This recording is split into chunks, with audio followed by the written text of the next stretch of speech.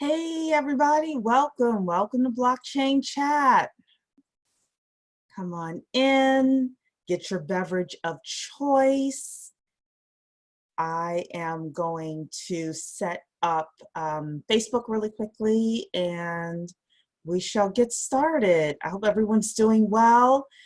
Put your name in the chat, let everyone know that you're here, tell us where you're coming from, how you've been dealing with the COVID-19.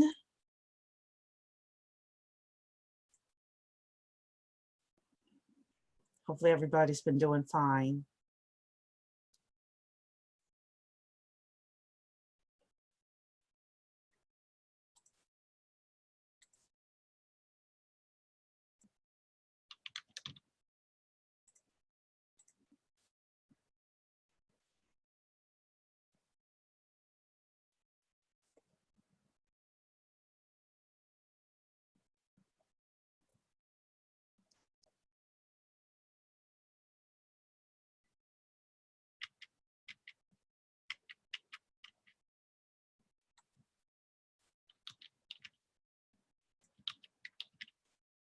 I'm gonna start in a couple of minutes. I'm getting Facebook set up here and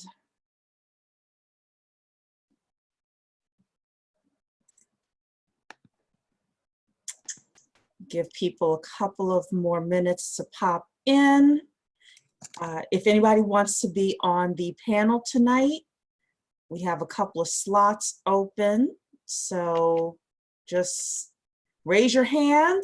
Let me know if you want to be on the panel tonight. You're more than welcome to do that as well. So good evening, Daniel. Welcome. Good evening, Richard from the Bronx. You're doing well so far. Glad to hear that. Denise, so glad to see you. Here from South Carolina. She's fine. Just praying and not worrying because God will spread the Red Sea for me to walk through, so I do not worry. Amen to that. Eric, welcome. Yes. How are you tonight? Pretty good. Pretty good. Good. Battling trials and tribulations in this strange time we're in. Well, yes, I know. So Eric was on a very interesting flight, let's just say that, coming back home. And yeah, yeah, so we were praying for him. Alani is saying amen. Welcome, Alani. Jerome is from the ATL. Perfect, perfect. Welcome, everybody. Welcome. Get your beverage of choice. Tonight is all about the business of blockchain. And we have a great article that we are going to be featuring this evening about how you can make money from the blockchain. There was an article in Fortune magazine that I found, and I thought it would be interesting for us to go through. So one of the interesting things that times like this does is it presents us a great opportunity to kind of reevaluate our lives, reevaluate where we are. I've spoken with a lot of people who are taking time to do certifications or taking time to learn certain things. I have a friend who told me on Saturday that she is taking time to clean out her garage. So some people are tackling their honey-do lists. I went to Home Depot yesterday, and when I tell you packed, the parking lot was packed full of people. So, you know, people are choosing to focus on different things. The 5 of us that are officers are launching something really big on March 30th. So I've been working on that. I'm also working on a book. So I'm interviewing a whole bunch of people. So that one's going to come out in July. And yeah, so the interesting thing is I had intended to do what I'm doing, you know, no matter what. But tell us in the chat some of the things that you're working on. What are you learning? What are you becoming certified in? You know, because I'm interested in hearing that as well. We only have one article for tonight, so we can have a lot more of a chat. Oh, Rosaline, you're saying you joined BBC yesterday. Welcome. I didn't see your name come through, so I have to check our records, make sure you're able to get in the flock. Flock is our internal channel, but welcome, welcome. So McCall is saying, I'm an operations business compliance intern at Catalyst Connect, a Zoho partner and web development firm in Tucson. We've recently become an equity partner in a new venture that facilitates IP transfer via blockchain for universities. Wow. I won't turn on my mic for now as I'm actually still in the office, but excited to connect with you all later.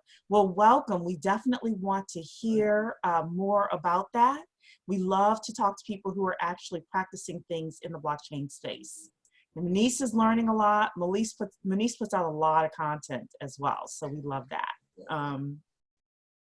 So before I go to Eric to have him introduce himself, I want to say, if it is Wednesday, it's Blockchain Day. That's right, this is Blockchain Chat, where we take a look at the industry from our point of view. At Black Blockchain Consultants, or BBC as we call ourselves, we focus on the business of blockchain. We focus on how you can get blockchain jobs, how you can start blockchain-based businesses, how you can invest in the blockchain, whether you want to invest time or money in a project, and ultimately how you can build generational wealth from this $3.1 trillion industry that is forthcoming. And tonight's conversation that we're going to have is well in line with that, because it's what's going to be happening over the next 18 months, just making you aware of a lot of the opportunities that are coming about so that you can start thinking now, you can start thinking now about how you can take advantage of it. So Dr. Keisha, who is the Executive Director for the Center for Blockchain Studies, said, Cherie, we got to do something with regards to the blockdown. The blockdown is, blockchain lockdown, right? Ha ha ha. So she has set up a code for 50% off all of our courses. It is We Shall Overcome, all one word, We Shall Overcome. So if you put that in, you can become certified blockchain professional. That's our Blockchain 101 course. You could take all sorts of courses on blockchain in healthcare, blockchain in cybersecurity, growing a six-figure blockchain business. We have all sorts of courses. If one of your teens wants to take a course, you can take that course as well. That is from Jackie Hayes. So, your kids are out now, they should be learning something as well, and blockchain is a great thing for them to learn. So We Shall Overcome, all one word. I'm going to make sure I announce that a couple of times during our broadcast tonight. Also, Inner Circle members, on Friday, we have a gentleman named Matt Cronwell coming on our Zoom platform to talk to us. He is an angel investor, and he helps businesses get in front of angel investors. So if you have a platform, a blockchain platform you've been thinking about, you're part of a blockchain startup, and you may be looking for capital, or let's just say you just have another business that you want to start and think about starting, and you are thinking about raising capital, this is a great place for you to come, because he is an angel investor and he's going to give us his point of view. Then on Monday, 7 p.m. Eastern Standard Time, we have a guy named Ron Story Jr. coming in. I just confirmed with him today he is going to be in the building. He's going to tell us how to start a tech company without knowing how to code. He's going to give you all of the ins and outs in terms of how to find coders who won't steal your code, won't sell it to somebody else. How do you keep them? How do you keep them engaged? How do you pay them when you have little money? He's not going to tell you how to pay them with no money, because that's impossible. I'll tell you that right now. But, how to actually set up a tech company when you are not the coder. Inner Circle members only. This is going to be worth your $100 for the entire year just to get this game. Even if you decide not to open up a blockchain tech company, if you decide to open up artificial intelligence or robotics or something like that, you want to be in the building for that. So that's Monday at 7 p.m. Eastern Standard Time, and you will get your link. You have to be on Flock. because I'm going to send it through that Flock email. So just make sure you're on Flock. If you're new to BBC and you're not on Flock, and I haven't made sure that you're approved, just email me info@blackblockchainconsultants.com. Say, hey, Cherie, I paid on this date, but I'm not in Flock, so that I can make sure that you get in the building. All right. I said a lot.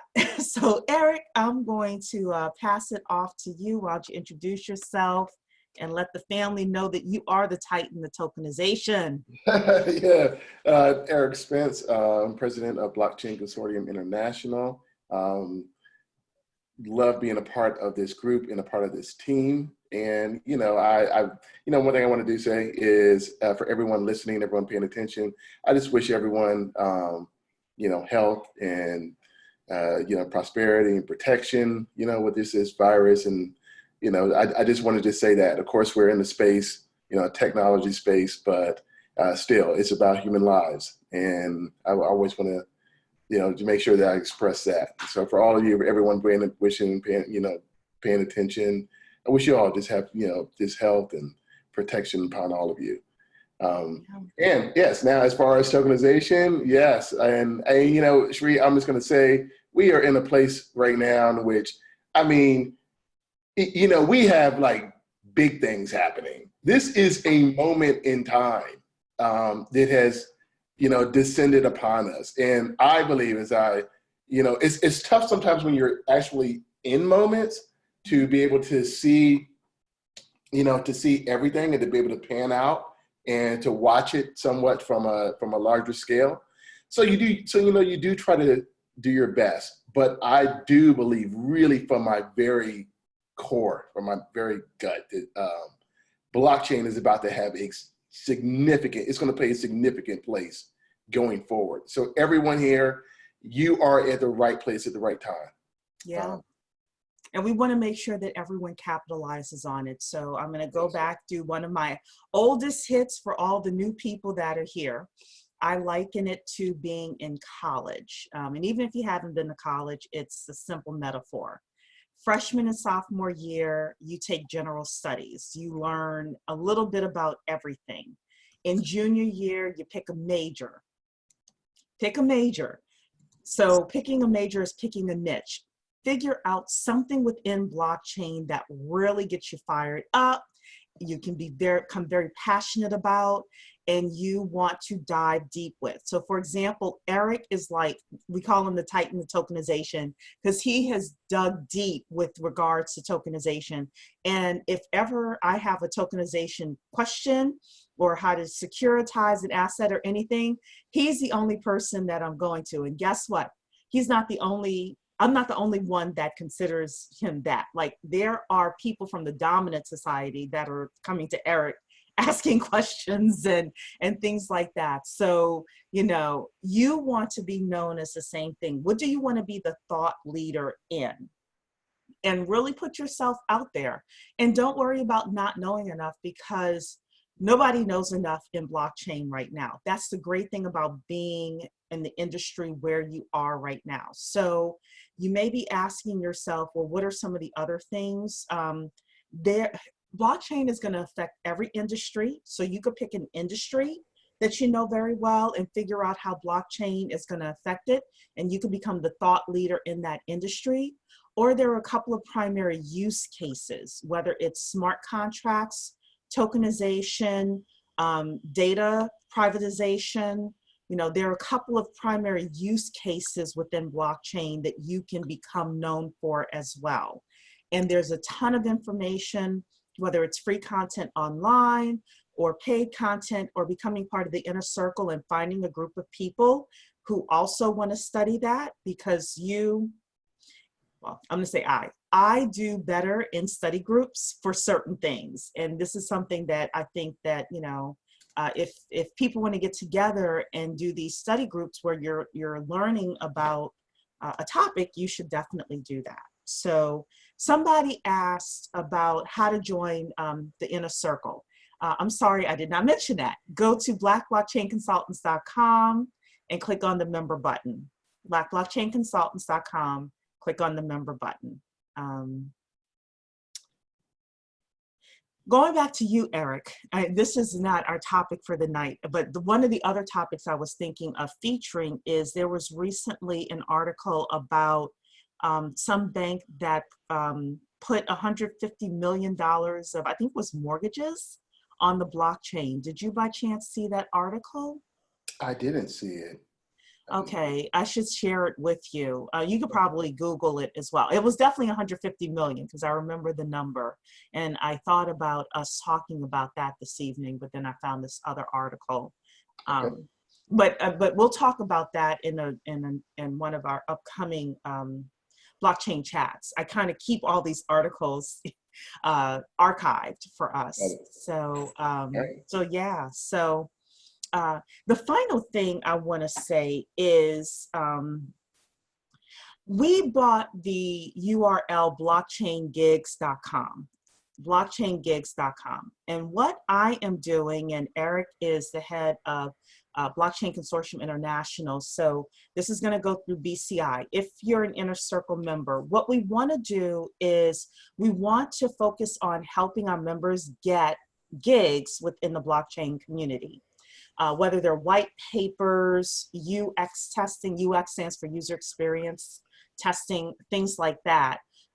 So I've reached out to Victor Yekapolo, if you guys remember who he is, and we're working on a system where people will be able to come in, say, this is the gig that I have, and we'll automatically be able to disseminate that information amongst our members and amongst people who want to pay us to see these blockchain gigs specifically. So that is forthcoming, hopefully in the summer, but I wanted to let you know that we are working hard on some,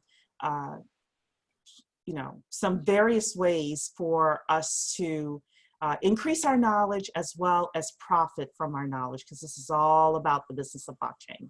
So. Eric, did you have any more announcements before I dive in to the article? I will say that we will probably, Sri, maybe next month, pick up where we left off at somewhere with the real business of blockchain. So Yes. yes, I do want us to continue on that discussion.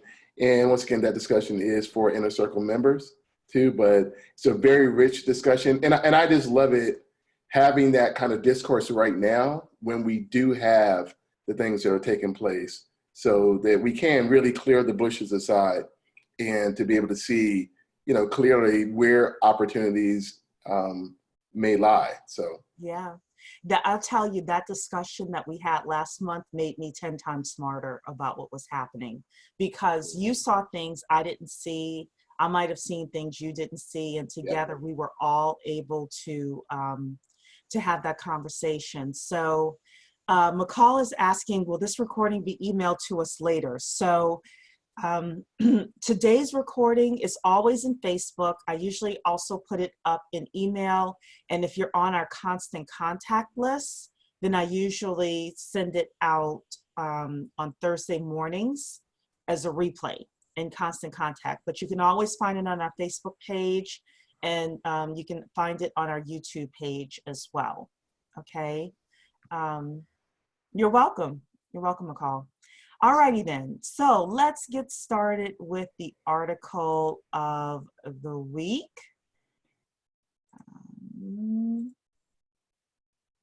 And that is not it. Hold on. Let me find it really quickly. There we go.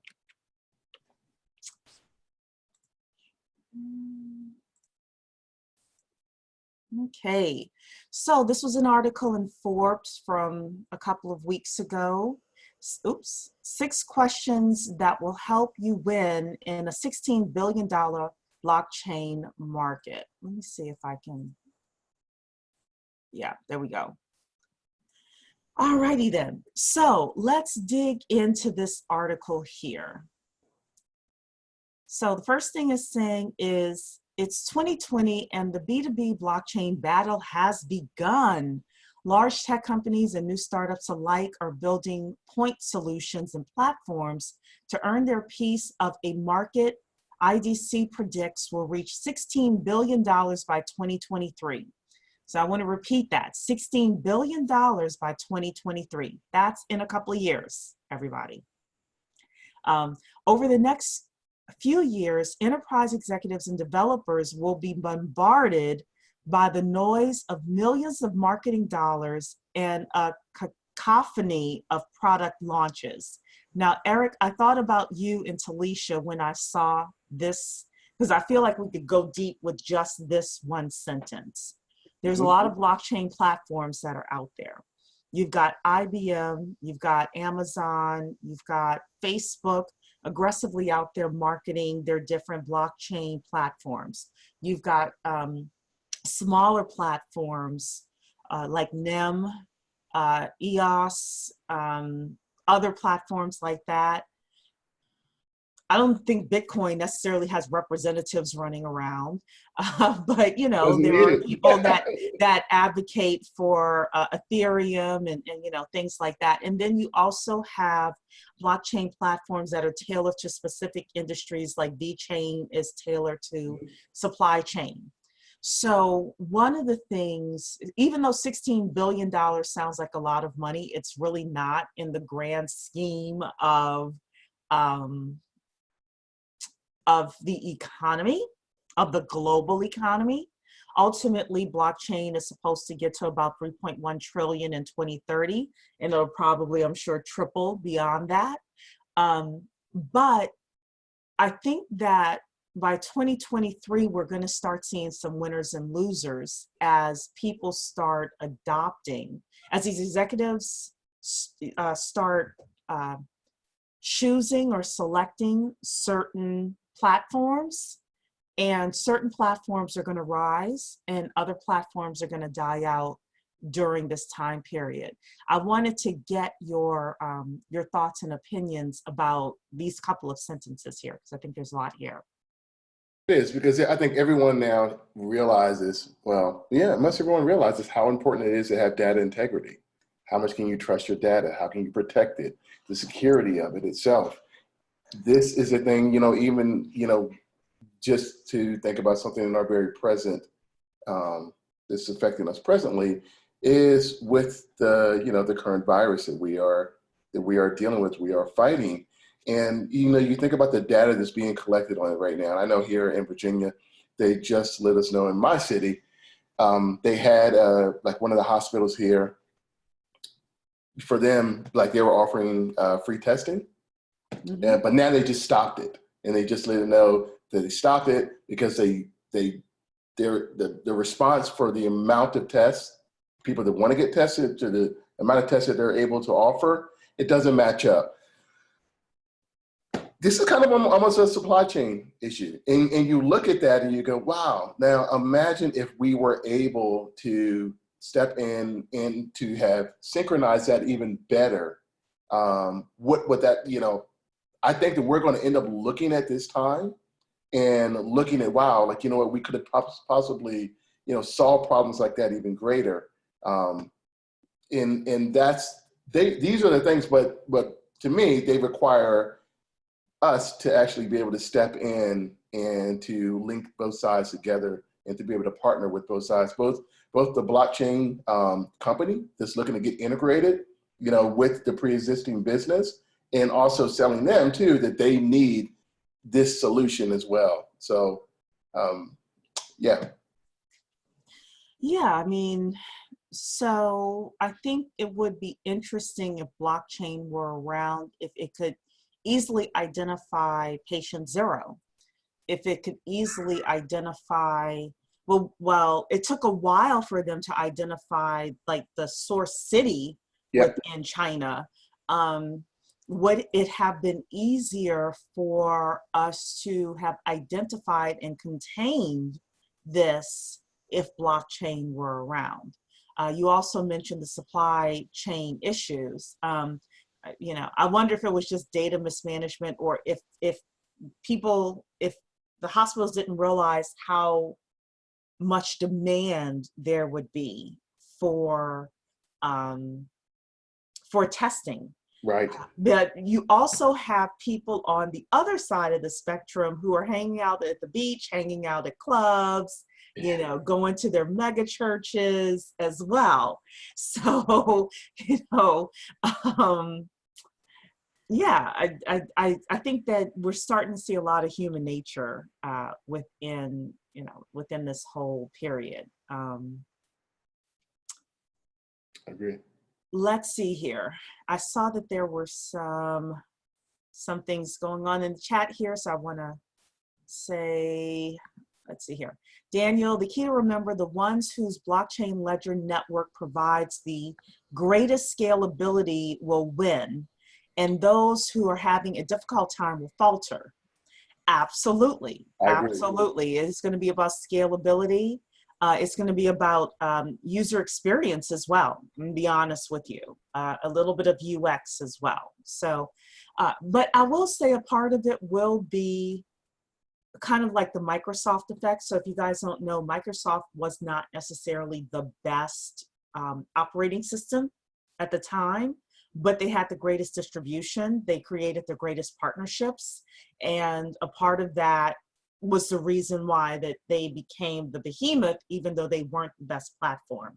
So it'll be interesting to see, again, which platforms rise due to not only the amount of marketing that they're doing, but the cleverness,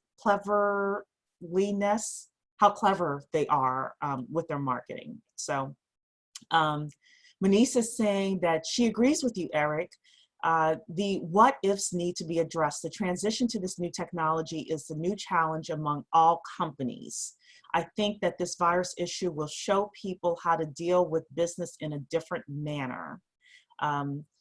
Jahi is saying, my question is blockchain tech proving itself to be a true hedge against the volatility of the traditional financial markets? Will it continue to mirror, or will it continue to mirror it? Blockchain, so first of all, blockchain is different from Bitcoin. I just, you know, want to make sure that everybody knows that. So there's been a lot of volatility with Bitcoin, but Bitcoin prices have always been volatile. I don't necessarily know if it mimics the traditional financial markets, though. I think it just is a supply and demand thing, and it has its own algorithm. Eric, you can let me know what you think. Okay, Jahi, I am so glad you mentioned this, because this is this is a $21 million topic. I guess you would say probably more than that. But this is a big topic that's happening right now, especially on crypto Twitter and crypto YouTube for that matter, that everyone is pretty much talking about is, especially as pertaining to Bitcoin, if we were to say that, is it correlated to the stock market? Mm-hmm. You know, some people are saying, and you know, one of the people that I listen to his podcast a lot, you know, connected with him on LinkedIn, Anthony Pompliano, has for a long time said that Bitcoin is a non-correlated asset. Now, what people are saying is that's not true. That as the stock market itself has fallen, Bitcoin falls. So is that correlation with the stock market is there. Now, here's the deal. If you really want to stop and think about this for a second, Satoshi didn't, you know, create Bitcoin to compete with the stock market. He created it to compete with currencies. Yes. So that is a little bit different. Now, I just have to say, this is something we're in the middle of this, and we're gonna find out. You know, like we're gonna find out over time. I do want to say something, and this is a little bit controversial, you know. So if you disagree, please, that's absolutely fine. But you know, we see the Fed, and all of us saw on Sunday how, you know, the Fed started QE, started quantitative easing. So they're, so, you know, just started this printing this money, you know, and I think we're looking at it's going to be what, $5 trillion that they're going to print and inject into the market. It's really funny because the market actually responded. It actually scared the market. It's actually spooked it because the market went down further. once Yeah. they, like when they did that. And I'm, is this on my own personal belief that I think over time, I think fiat currency fails. I just do. I think fiat currency fails. That does that mean that we don't use fiat at all? Maybe not. Maybe we do use it in different degrees or that sort of case.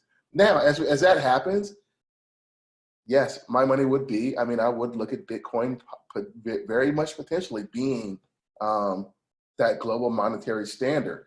Yeah. I also want to say this, though. Let me just say this. I also believe tokenized assets will also be a monetary standard that we're going to use in a sense of tokenized value. We will be able to trade that for other tokenized assets, almost as a very much a high-tech barter system.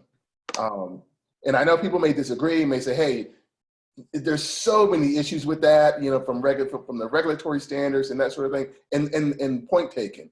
But I do believe that we are going to eventually move to that, and that a lot of the infrastructure that's being set up to allow that to be possible is currently being built, and that we will eventually be, to be able to be there where, Cherie has to tokenize a piece of vacant land, and she owns a portion of a piece of vacant land in California somewhere, and I own a portion of a condo in Atlanta, and my value and her value, we are able to operate interoperably and to be able to change that. I believe that that's where we're angling to. Because because once again, now the digital representation, it will be backed by those actual assets. So that's just my belief. And how long that is, I have no idea. But what's happening right now, currently in the days, the hours that we're living in right now, or that we're living in right now, to me are setting the stage for that. So. Well, you mentioned that Bitcoin is an alternative to fiat currency, and I would say that tokenization is an alternative to traditional investments, in my opinion. So, so people are always, well, there are two groups of people. There are risk averse people, and then there are risk takers in any market. And the risk averse people are always looking for a safe place, and I put safe in quotes, a safe place to keep their money, and the volatility of the stock market right now works for the traders, works for people who are doing options, but it doesn't work for like the normal person, the pension fund that's out there that just saw like a third of its value wiped out, or can see a third of its value wiped out in a day. So this is interesting. I am not by any means a market specialist, but I will say that I think that people still now have faith in fiat currencies. And when the majority of people when the majority of people lose faith in, let's say, the US dollar, is when we'll really see Bitcoin skyrocket to 50K a coin. It's just my opinion about it. But let's continue moving on with the topic of the night. So the problem here is few know how to sell blockchains. That is a multi-billion-dollar industry right there. If you can help people, if you're a great marketing person or a great communications person, and you're able to help solve this problem, you are going to make so much money. Okay. Despite its promise, few solution providers have figured out how to sell blockchain products. Buyers are unclear and their titles are shifting. Positioning and value propositions are muddy. Messaging is heavily focused on product, not on customer needs. Sales cycles aren't repeatable. Even with years under its belt, this market is still wide open.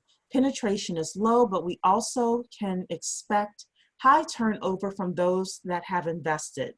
Gartner predicts 90% of current enterprise blockchain platform implementations will require replacement by 2021. Anything could happen from here. And we had a conversation about this, that there's a lot of opportunity that's coming in 18 months Yeah. or by summer of 2021. This is a make it or break it time for vendors selling to the enterprise, warns Aviva Litton, who runs Gartner's blockchain research agenda. To break from the pack, stop talking about cool technology. Show you have business value. Show you solve a real problem. The value is difficult to articulate, but if it takes too long to understand, no one will buy. A lot of vendors will fail because they can't express the value of what they provide. And Eric is laughing because this book that we are reading in the Inner Circle, The Real Business of Blockchain, tells you how to articulate blockchain's value to the C-suite. It is good. I'm telling you, you know, if you want to get in on this in terms of a market, this blockchain market, just being a part of those conversations is going to put you head and tails above anybody else that's applying for a specific job or starting a specific type of business, specific type of blockchain business. Eric? No, I mean, that's it. It's the applications of the technology itself that makes the biggest difference. You know, and I think that, I mean, Gardner is right when they're making a point that I think that that's what happens where, you know, people become wowed by the technology, and absolutely, it is amazing. It's amazing without question, but the transformative effect comes from the application itself, where we then take the technology itself and then apply it in very creative ways. And they said the P word, that's right, to solve problems. That's what it's about. Solve problems, but also to create new value. But that's it. And I think that many times, and we've covered it in the book, you know, just a bit, and we'll get into it even further, is many times people are just using blockchain as a buzzword, and they're thinking that that's going to be enough, you know, to sell it to these CTOs. And they're like, well, yeah, but what is it going to do for our company? Explain to me why we do need it.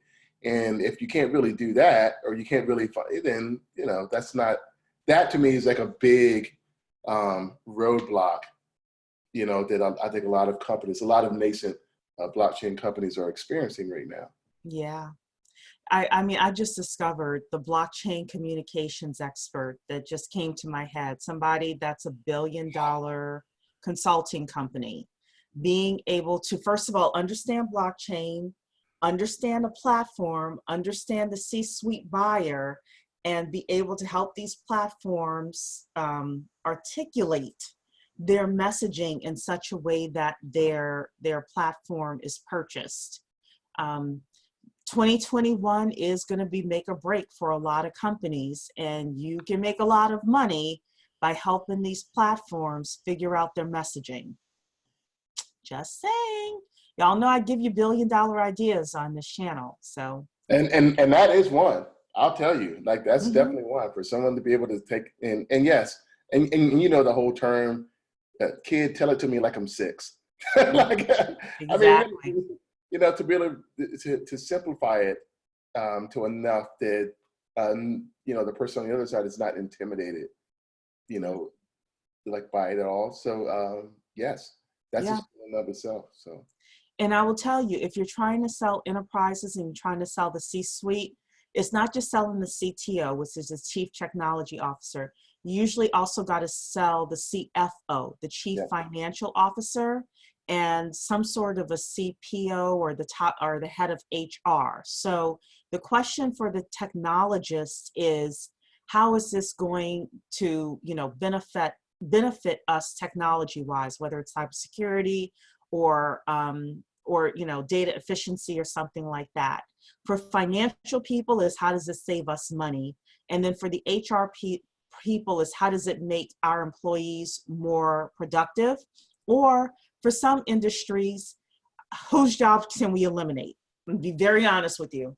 And let me tell you something, some of your jobs are going to be eliminated because of this. So it's better for you to be on the other side and be a consultant for this, so that you are protected. So um, I just gave y'all $1 billion worth of game there. You got to be able to articulate it to all three people in such a way that all three would naturally say yes.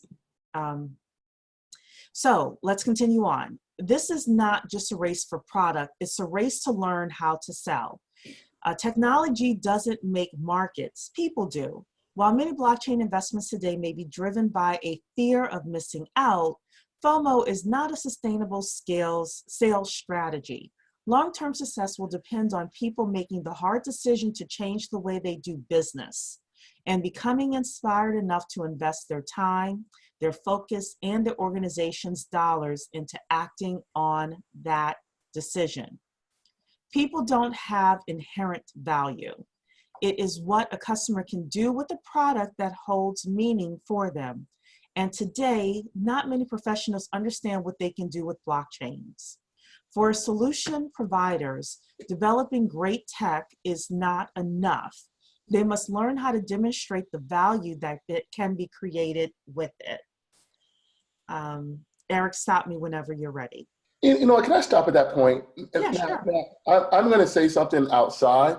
Now, this is going to seem like a really strange example, but listen, I'm in the music industry. One of the persons that I work for,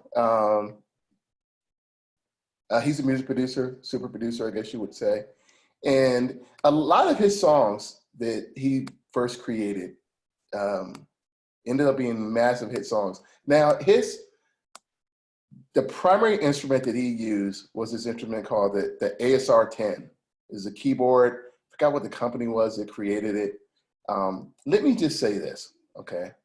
The creators of this keyboard never in their wildest imagination expected the sound that he created using their keyboard.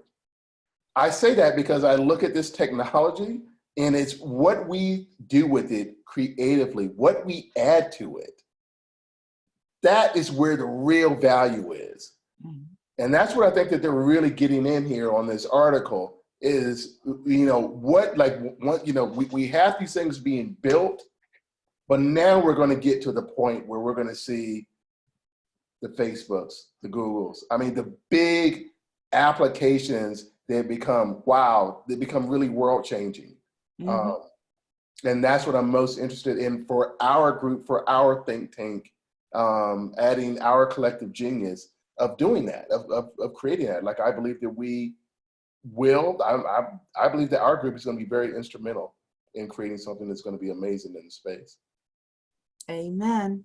All right, so I'm supposed to give announcements again in the middle of our conversation. So if you want to join the inner circle, today we're talking about what you should do. In our inner circle, we talk about how you do it. We're reading through a book called The Real Business of Blockchain, and it's a book club, and we talk about how you actually put these lessons into action. We also have on Friday, we have a gentleman coming in at 10 a.m. to our Zoom platform to talk about how we can approach investors, and he is an investor himself. So you can come and hear that and learn how to approach investors to invest in your companies. And on Monday, 7 p.m. Eastern Standard Time, on Monday, we have a guy named Ron Story Jr. coming in to talk about how to start a tech company without knowing how to code. It's everything from how to find a coder, how to entice them to join your team, how to protect your code after they've built it, all of that stuff. That's on Monday at 7 p.m.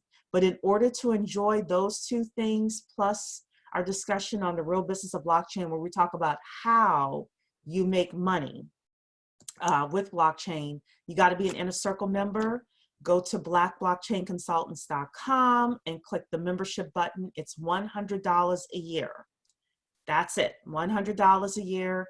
You get invited to our Inner Circle Flock group, which is our inner communication channel. And we have a lot of conversation in there. Let me just say that. A lot of conversation in there about blockchain. So, all right, let's keep going. To accelerate learning, flip conventional wisdom. Conventional wisdom tells us to spin up the marketing and sales playbook as a product nears launch. Yet the blockchain space is so green, so fast moving, so complex, and so poorly misunderstood. This is unlikely to spur adoption. It's easy to staff up sales teams and burn marketing budgets. It is much harder to be effective with these resources in a raw, rapidly moving market. Savvy solution providers take an alternate approach. They use marketing acumen to help drive the learning process. I cannot agree with this more. Yes. First, they inject marketing resources early in the process. Secondly, they run marketing in a way that looks more like agile software development, early and continuous iterations, rapid response to change, and tight collaboration among stakeholders. I will say this, the best salespeople are the best teachers. In this blockchain space, if you're able to teach people about blockchain and get them to try it and get them to discover what life was like before the application and what it's like after the application, the sales will fall into your lap. So you could again be a blockchain communications expert that just helps blockchain platforms discover how to set up their learning processes so that they can attract prospects and convert them. Sales. If you're great with sales, if you don't think it's a dirty word, there are going to be people over time that are going to make a lot of money as blockchain salespeople for specific platforms. So, yeah. Over a decade ago, Stanford professors Mark Leslie and Charles Calloway introduced the concept of the sales learning curve. They found that in a new market, instead of following conventional wisdom, the firm should focus first on organizing itself so it can learn from customers and respond to them. This phase should be governed by different expectations and processes than those used for mature categories. And product marketing and marketing communications should ideally be at the center of learning activities. With an understanding that their focus is learning, marketers can quickly test, iterate, and advance their understanding of the customer, how the product is actually used, how to effectively educate, position, and communicate value, and develop strategies to overcome barriers in the sales process. As they learn, they transfer this knowledge, insights, and experience back to the rest of the organization. Emerging markets call for agile marketers, but they are not easily found. Oh, what? What? Could we have a whole bunch of Black people become the agile marketers for blockchain and fill this void? What? Without question. What? All right. Greenfield markets don't come along very often. So organizations typically don't have teams with these skills and mindsets on the ready. The challenge is compounded by the fact that so few marketers understand the blockchain space. In early stage startups, there may be no marketing resources at all. The types of skills needed during this phase differ from those needed to sell more mature products. It requires a facility for communicating with many parts of the organization, a tolerance for ambiguity, a deep interest in the product technology, and a talent for bringing customers together with various functional teams. In short, agile marketers that are a mashup of strategist, facilitator, and communicator, resources that can serve as a bridge between the product and the evolving market. Let's see here. To early sales team, I'm not sure, but I'm just saying what she's trying to say here. You need to be a combination of strategist, facilitator, and communicator, somebody that can bring together the product and a fast changing technology. I'm sorry, Sri, can I just say something about that? Yeah, You know sure. what's really interesting about it? You know, it's funny because, you know, we've gotten to a point, you know, and people sometimes will throw this around just in the blockchain space of just getting to a point where we're just going to just automate everything and all decisions will be all now made on smart contracts, and then they'll handle, you know, with AI, and that's the way it all works. But here's the deal. Everything you just said right there in the article, those are all human-centered skills. They are. You know, they're all the point of me being able to connect to another human being, communicate to them, convince them, listen to them, find out, you know, if they're not confident in something, hear them out, and then instill confidence in them. All of those sort of things. So we are vital. We are absolutely vital. This is just not going to happen without us in, you know, of really serving as bridges, as ambassadors, as gateways, you know, to make it happen. I mean, that part just really jumps out, you know, in the article. Absolutely. Absolutely. The jobs that we have are going to change. And that's why I try to tell parents, if I were a parent, I would do this myself. Teach your kids how to read, how to write, how to count, and how to think. Read, write, count, and think. Everything else can take care of itself. When I say think, I mean problem solve, think strategically, things like that. If you teach your kids those four things, they'll be okay in this world no matter what jobs phase in, phase out, what opportunities come in, come out. If another virus hits, if another pandemic hits, if they know how to read, write, count, and think, you know, it's survival of the fittest out here. That's just the way it is. I agree. So we're getting to the end of the article here.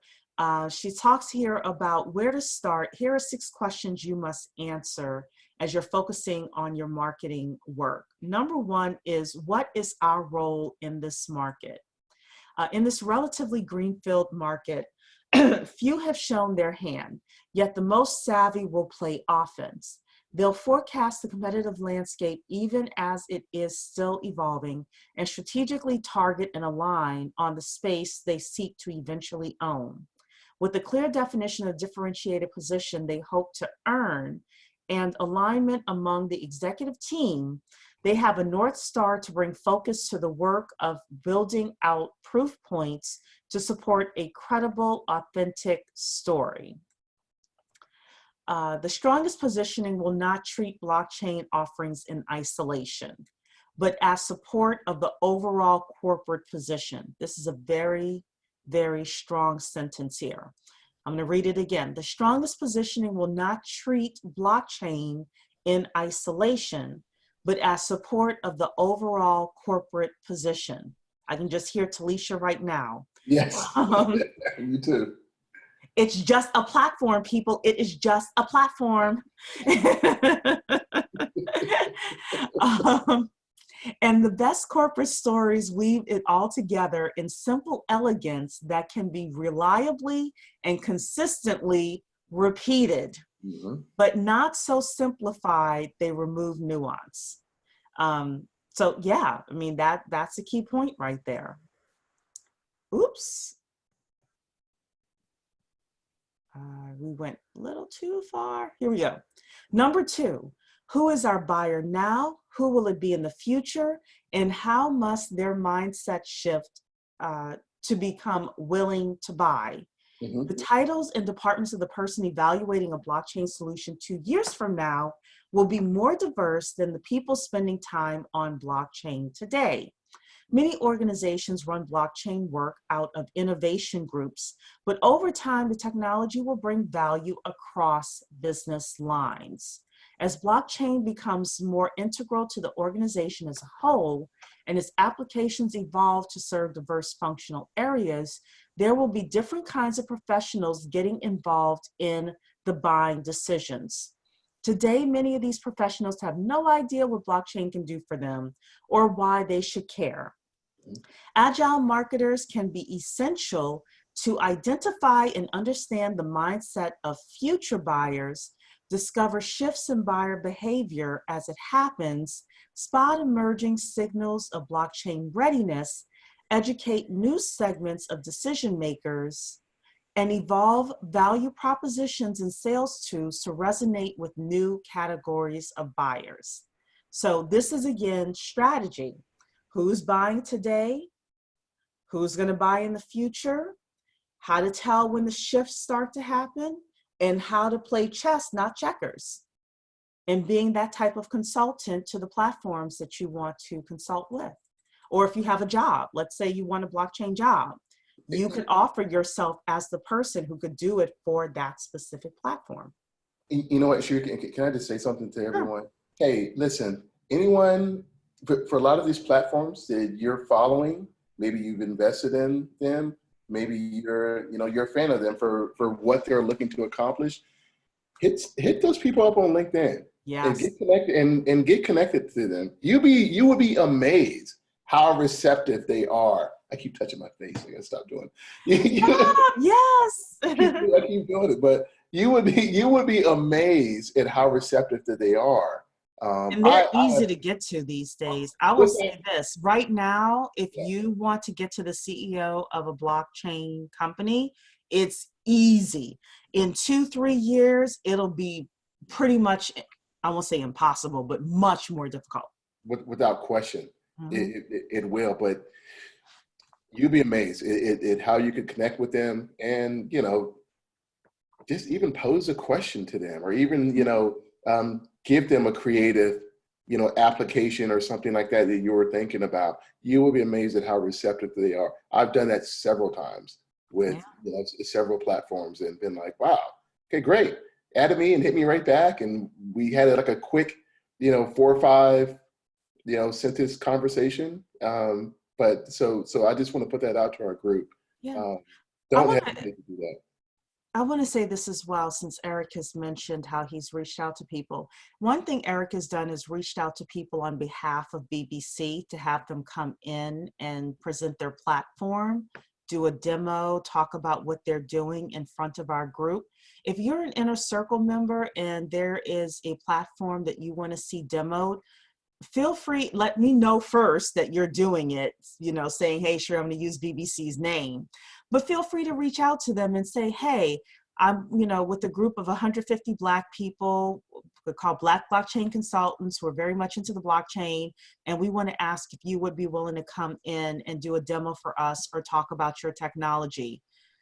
90% of these people will say yes. Yeah, And I'll put you on and you can interview the person. You can ask all the questions you want to ask. And guess who has the relationship with that person? You do. exactly. So, you have to be an Inner Circle member in order to do this. But yeah, leverage BBC. And they've been more than happy. I don't care what color they are, what gender, they're more than happy to come and talk to us about their platforms and the work that they're doing. And Tree, can I add this? Some of these platforms I've seen, some of them have ambassador programs where Mhm. you can, almost become some sort of independent contractor there for the platform themselves. So there are opportunities out there, especially as a lot of these companies are trying to get off the ground and they're looking, but they really do need, just as the paragraph earlier, they need human beings that are Yeah. there advocating on their behalf, and they're stepping in and explaining and convincing other people, hey, you really want to use you really want to use this company. I think they would be amazing for you. So Yeah. Yeah. So question number 3 is, what value do we bring the buyer? This is a basic question. However, it's one of the hardest to answer. It requires boiling down a lot of complex technology down to the essence of how a product makes a difference in a specific person's ability to do their job and meet their business goals. So agile marketers who are given time to develop a deep understanding of buyers can bridge this gap by representing their mindset and translating messages into their lexicon, even as the buyer and their needs shift. Number 4, how is our point of view on the future unique? In today's accelerated environment, executives face a continuous battle to understand how new technology relates to their jobs and their businesses, which innovations deserve their attention and when. This effect is especially profound in blockchain, which has been plagued by the myths and the hangover of an overactive hype cycle, all of which have left future buyers with a range of emotions. The uncertainty means that executives who face overwhelming pressure to stay ahead of change are exposed. Even before the product is ready, this vulnerable moment gives solution providers an opportunity to deliver value to future customers. Agile marketers can help their organization articulate its point of view on the future and use that position to focus thought leadership and education content that primes the market before sales are deployed. The best campaigns build relationships with future customers early on by helping them to not only visualize how the technology can improve their business and ability to do their jobs, but also speaks to them in their own language. So one of the things that they mentioned here were the executives and the CEOs. If you're trying to target a public company, just recognize that CEOs are judged by their stock prices, which means their ability to do two things: increase revenues, reduce expenses. Increase revenues, reduce expenses. So as a marketer, you're going in there and you're talking to them about how blockchain can help them either increase their revenues or reduce expenses. And that's really what they care about. They also want to stay ahead of the curve, but not too far ahead. It's very hard for them to be pioneers, be the very first company that's out there. So Eric, did you have anything to say about that? No, I mean, that was it. That is a very, it's funny because in the book, that's one of the things that, that they covered is that a lot of these companies, some of them, they want to wait and they want to see someone else step forward first and be the pioneer. They do. And then as they've had success, then they go, okay, great, and they kind of maybe feel like some of the rough edges have been smoothed over and it's going to be a much easier transition for themselves. But, sometimes also too, the great win is someone stepping forth and having a lot of success. And then that makes them the market leader. So. Yeah. But the way that you get that first success is through a lot of education. So if you're the person that is driving that education, that thought leadership, and you're the one that people trust, then when it's time for them to open up their wallets, they'll come to you. And the price is going to be less relevant than their ability to work with you. So 2 more questions. How do we align and equip our entire organization to tell our story consistently, even as it evolves? So when an organization's own understanding of its value prop is continuously evolving, executives and other customer-facing teams struggle to tell a consistent story. Even small startup teams can easily become misaligned. Agile marketers establish a process for pushing the product story and its fit with the corporate story back in alignment across the organization.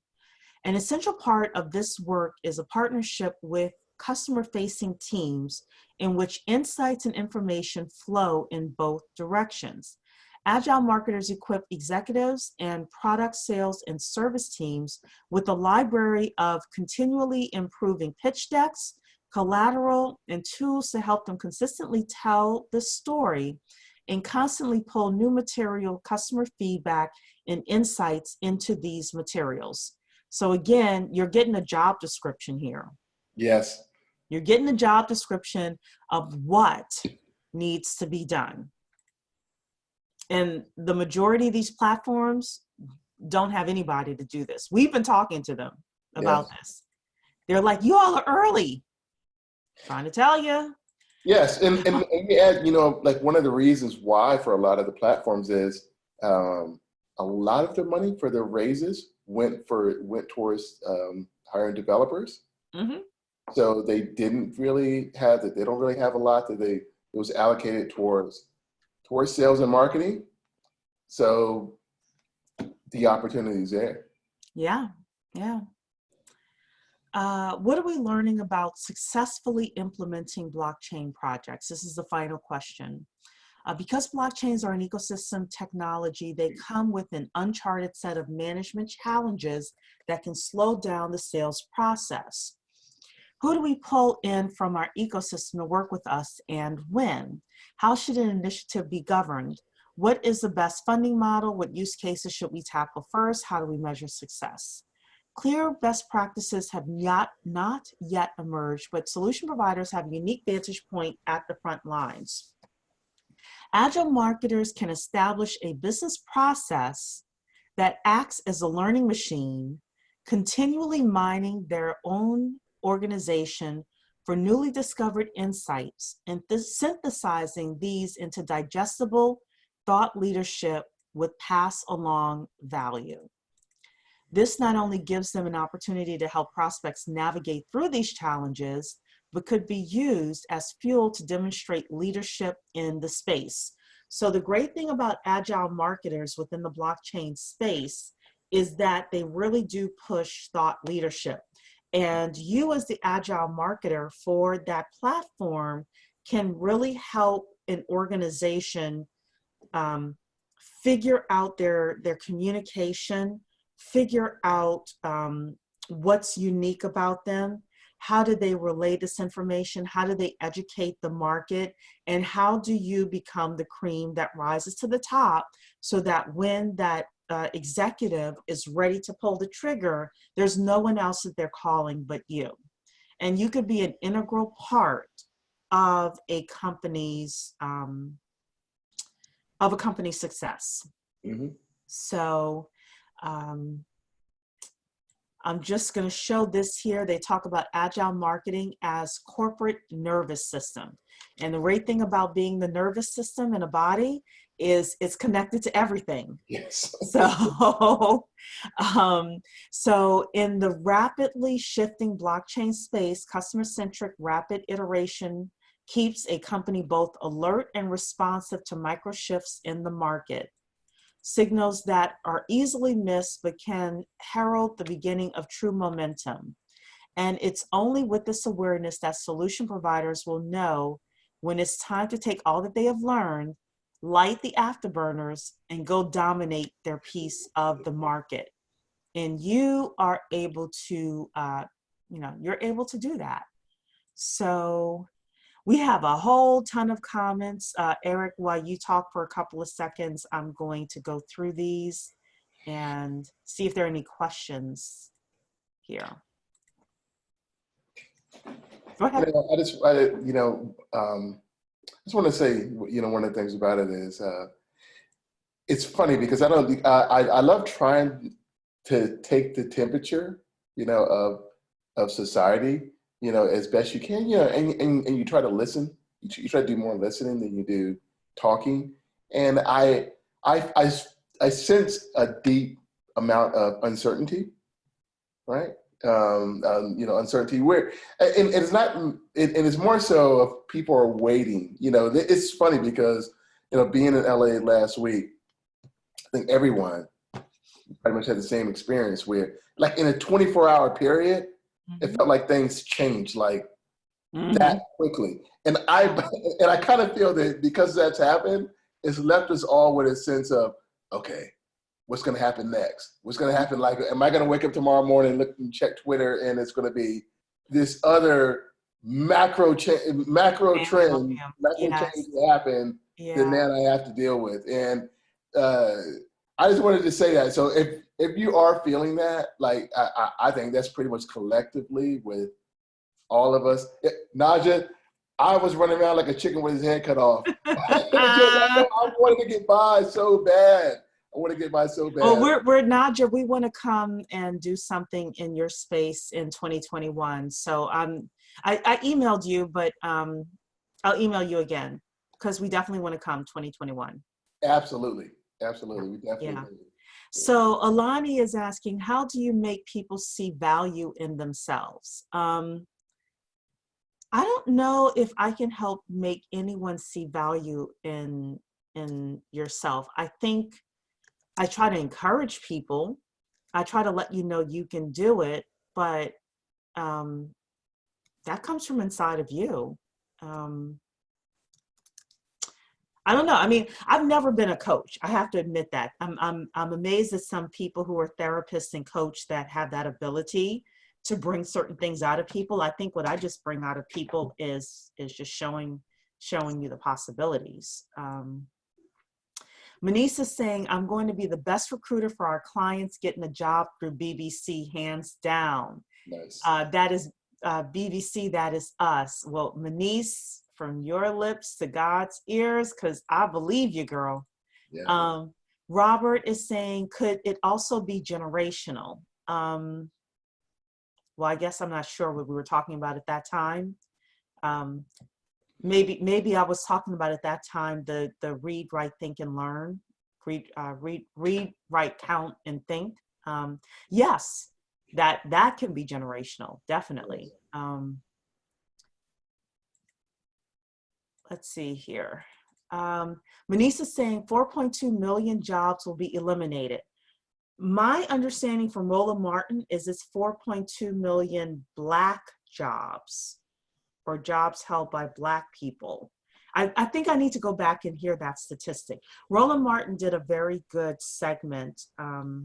If those of you who don't know who Roland Martin is, just look him up on YouTube or podcasts or whatever. He's a Black journalist who's been around for many, many years. But he did a segment on the numbers of Black jobs that are going to be eliminated due to technology, including artificial intelligence and blockchain. And I want to say that was 4.3 million from what I remembered in the next 10 years.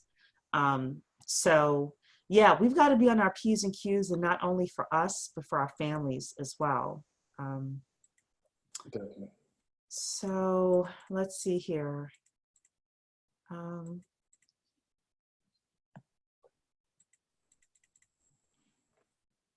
So, you said to Daniel, I agree, creative problem solving is the #1 21st century skill. Every time we do these chats and engage in these discussions, we are sharpening our skills. That is true. Manish said, you get the value of $100 back in 1 hour of knowledge base. True. That is true. No lies, detective. Manish is saying that's a class we will be creating, the blockchain communications expert. Somebody should do it. Please do it for BBC. Yeah, Yes. All of our officers are super busy right now working on another project, but if somebody wants to take that on, we'll definitely put you front and center to teach that class. of course. Tangi is saying, I'm not sure if I'm an official member. See if you can get in the flock, Tangi. See if you can get in the flock. Let's see here. Manisa is saying, all I know is that I have found my niche with BBC as my platform in the future. By the way, she plays chess very well. And there will be blockchain LinkedIn. Yes, yes. So, okay, so those were the big responses and questions that we had. Don't forget 50% off of blockchain courses on blockchainstudies.tech. The code is We Shall Overcome. That is your COVID-19 discount code. So you can become certified blockchain professional or take any of our other classes on blockchainstudies.tech. So thank Dr. Keisha for that. And don't forget the inner circle meetings on Friday. We have an angel investor coming to talk about how to get money from an angel investor. And then on Monday at 7 p.m., the conversation is about how to start a tech company without knowing how to code. Ron Story Jr. is coming to talk with us about that. Eric, final comments. No, I just loved having this discussion, right now, especially during such a volatile time. I think it's great for us to, continue connecting. I know we're all practicing social distancing, so this works perfect because we're, Yeah. yeah. So, but it's just great to be able to connect with everyone and just to, just to have this kind of discourse. Yeah, yeah. I want to say as well, take this time, this opportunity to get ahead in some sort of way, whether or Absolutely. not it's in blockchain. It could be in artificial intelligence, it could be in cybersecurity, it could be in something else. But I want to see our people do well and excel in a way that we've never done before.